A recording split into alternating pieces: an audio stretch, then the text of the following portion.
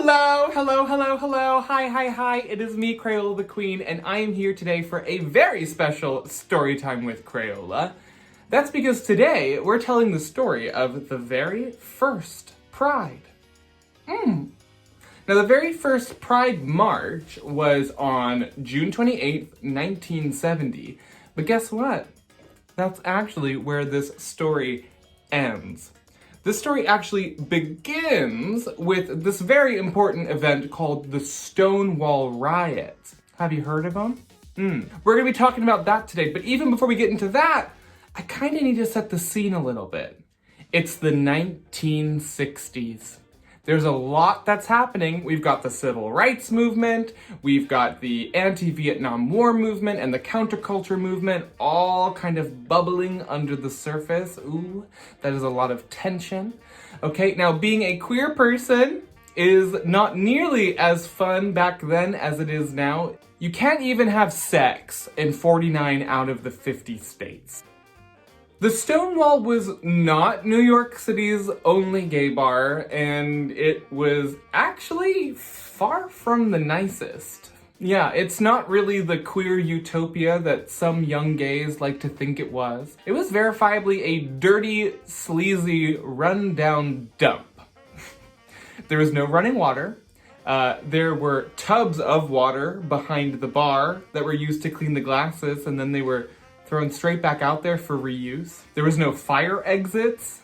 The toilets constantly overran. The walls were painted a very cheerful black. And if this wasn't, appealing enough, it was also run by the mob, which meant that the drinks were not only watered down, but also overpriced. And the staff were constantly mistreated. It does, however, have one very important selling point. It was the one gay bar in New York City where people could dance with each other. Slow, sensual dancing. That connection that every queer craves. The Stonewall Inn was where you could have that. The Stonewall attracted the poorest and most marginalized members of our community. We're talking the butch lesbians, the effeminate young men, transgender people, transvestites, drag queens, male prostitutes, and homeless youth. The kind of people who don't really have a lot to lose. That'll be very important later on. Now, the Stonewall, like all mob-run bars in New York City, was prone to raids. A typical raid would go as follows. They usually happened early on in the night and on a weeknight, and the bar was usually tipped off. When the police arrived, the lights were switched on, bright white lights in the case of the Stonewall, which signaled to everyone to stop touching and dancing. Patrons were lined up, IDs were checked, transvestites were taken to the bathroom and had their sex checked by a female officer. Yes, that's not invasive at all. Those with no ID and those that were found to be cross-dressing were often arrested, as well as members of staff and the management. The police would then take them to the station, and along with them would also take the confiscated booze from behind the bar. Shortly after they left, the bar usually had a hidden amount of backup booze. Patrons would return and the night would carry on as normal. And this happened quite often. In fact, before the all-important Stonewall riots, there was a raid the Tuesday before that went exactly like this. However, the raid that happened on the night of the riots didn't go like this at all. So now let's talk about it. Let's get into the Stonewall riots. At 1:20 a.m. on June 28, 1969, 8 officers entered the Stonewall Inn on Christopher Street and quickly announced, "Police, we're taking this place." It was a peak night at peak hours, and there was no tip-off. There were 205 people inside, and many people had no idea what was going on, but those who did started to make a run for the door or for the bathroom windows, but the police barred the door. See, the cops entered the Stonewall that night with every intention of shutting it down and shutting it down for good. But what they didn't realize was that the queers themselves who were there had also reached a similar breaking point. That night, the transvestites refused to have their sex checked in the bathroom. And when people were lined up, they started refusing to hand over their IDs for checking. A general atmosphere of discomfort just started to grow all over the place, and this was not helped by the fact that some of the police chose to feel up some of the lesbian people in the bar while they were being frisked. That's disgusting. Now, during a typical raid, people who were allowed to leave and not arrested would leave very quickly and maybe come back later, but not this night. Tonight, any people who were allowed to leave the Stonewall stayed outside. And within minutes, a crowd of up to 150 had grown. Rumors began to spread that the police were beating up the people who were inside the Stonewall Inn. The tension grew, and so did the kind of hostility from the crowd. The disobedience continued as the police found themselves in a 10-minute standoff with a butch lesbian as they tried to put her into one of the police wagons. Now, this took 10 minutes because she kept evading arrest and kept making her way back to the bar, and then they take her back to the wagon, back and forth, back and forth. But when she complained about the tightness of the handcuffs, they hit her over the head with a nightstick, and she was subdued slightly. But at this, she bellowed to the crowd, "Why don't you guys do something? Why don't you guys do something?" And as she was arrested, put into the vehicle, and taken away, things began to explode within the crowd. The police then began to turn on the crowd, who then evaded them, and people in handcuffs managed to escape. They started to do things like overturn cars and slash tires. One person screamed that the raid was because they hadn't paid off the cops. So someone else screamed, "Well, let's pay them off then." And they began throwing coins at the police, screaming "pigs" and "faggot cops." This escalated to them throwing beer cans, garbage cans, rocks, anything they could get their hands on at the cops. Windows were smashed, cops were injured. It's important to note that there was no kind of organization or any kind of plan happening here. It was just a bunch of fed up queers with nothing left to lose. The crowd had swelled to 600 now, with 10 members of the police and some members of the Village Voice barricaded inside of the Stonewall Inn. Several drag queens and trans women uprooted a parking meter from the ground and began to use it as a battering ram against the door of the Stonewall. The crowd, now a veritable mob, started setting things on fire and started pushing flaming bits of trash through the holes in the windows into the Stonewall. The police were utterly humiliated. The fairies had never fought back before, and now not only were we fighting back, we were kind of winning.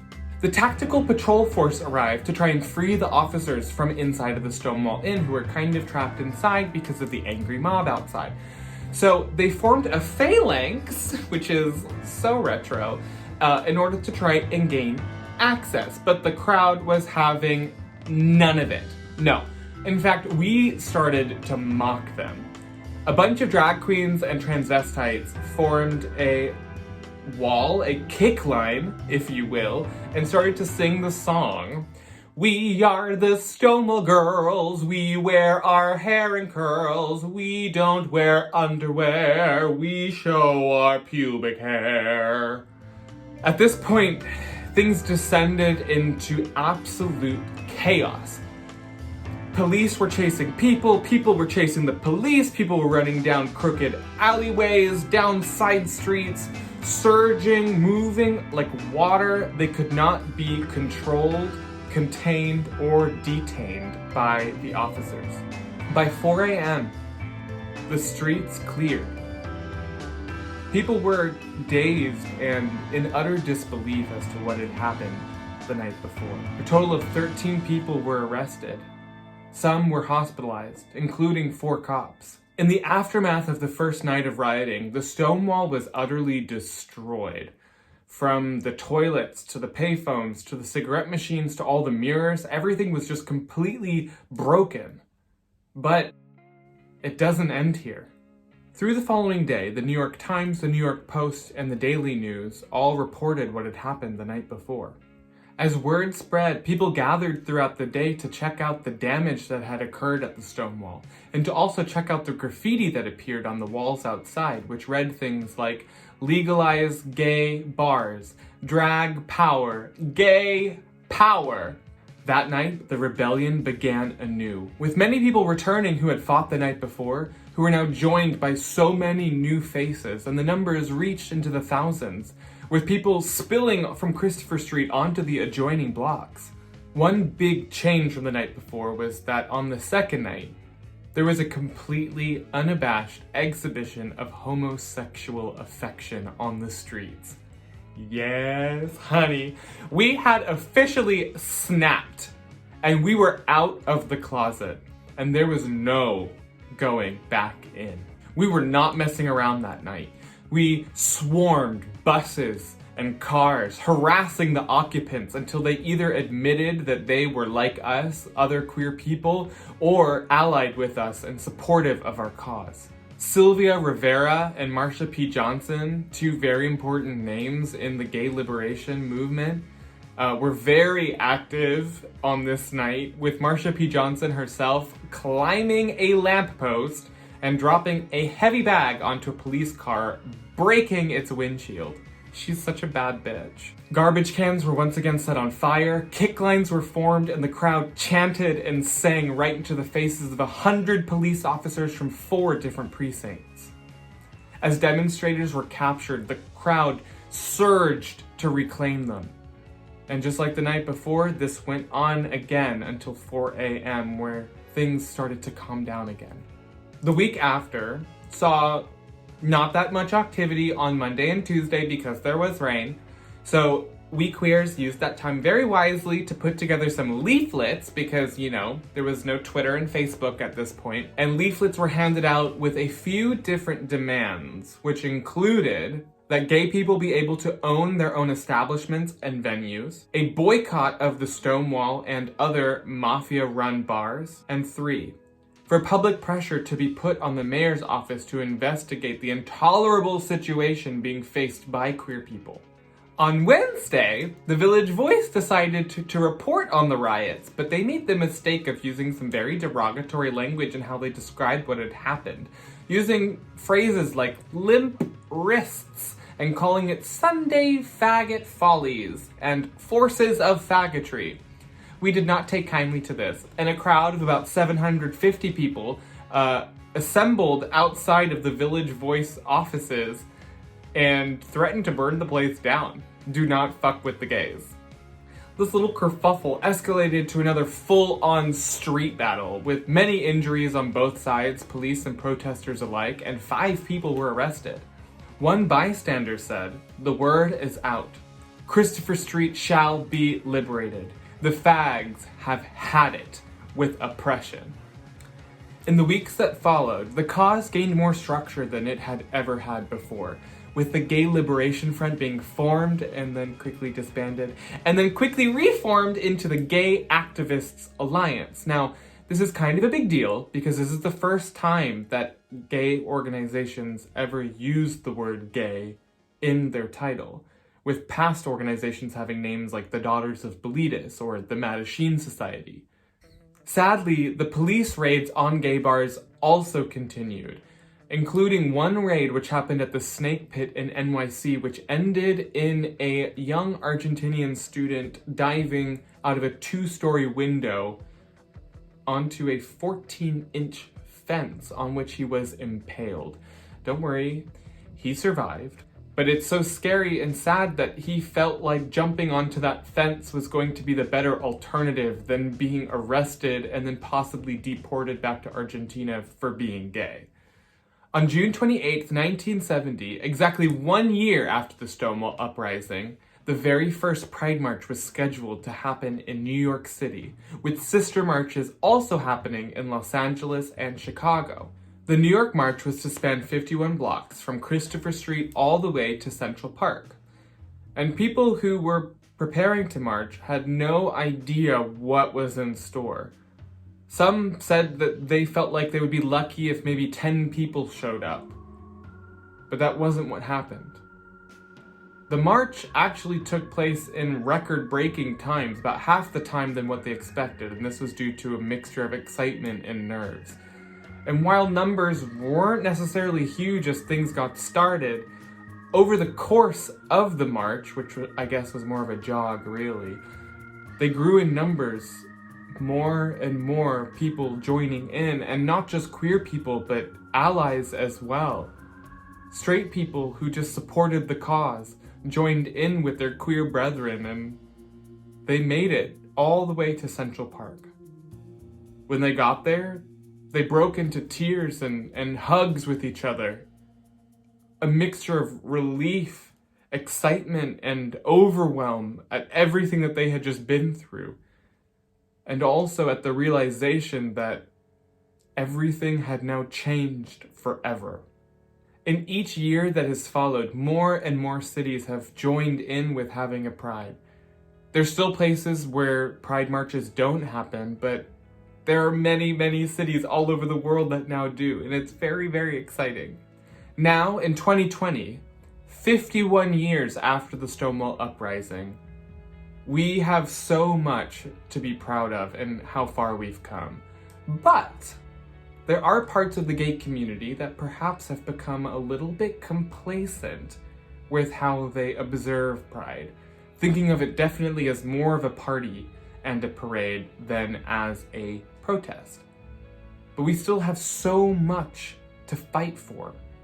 Yes, we can celebrate gay marriage, but as long as our trans siblings are still in danger, as long as intersex babies are having surgeries performed on them without their consent, as long as non-binary people and bisexuals are being erased, and as long as racism and misogyny run rampant within the community, our work is not done. Now, sadly, the official parade was canceled this year because of the coronavirus pandemic, but was kind of unofficially replaced by the Black Lives Matter protests, which, ironically, is kind of closer in spirit to the first Pride March than anything my generation has ever witnessed.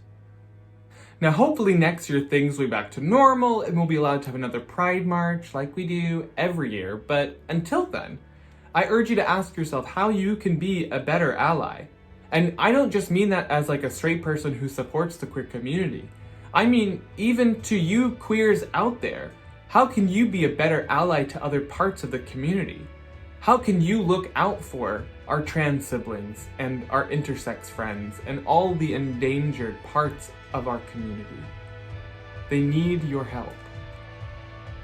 And I hope you've enjoyed this little story time. I hope you learned a thing or two. I definitely did in putting this all together. I've been Crayola, you've been amazing, and I am sending you so much love, power, and most importantly, pride. Thank you so much for watching.